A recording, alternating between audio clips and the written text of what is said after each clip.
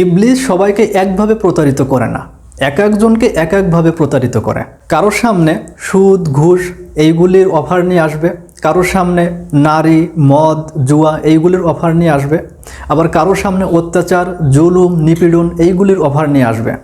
অর্থাৎ ইবলিস তার পথে সমস্ত মানুষকে একভাবে ডাকে না, কারণ সে মানুষকে প্রতারিত করতে কখনোই ক্লান্ত বোধ হয় না। ঠিক আল্লাহ সুবহানাহু ওয়া তাআলা এই কথাটি বলছেন সূরা নাসে, যে শয়তানের একটি বৈশিষ্ট্য হলো আল খন্নাস, সে হলো খন্নাস। ইলাহিন্নাস মিন শাররিল ওয়াসওয়াসিল খন্নাস। খন্নাস বলা হয় যে আত্মগোপন করে আবার ফিরে আসে, আবার আত্মগোপন করে আবার সামনে আসে।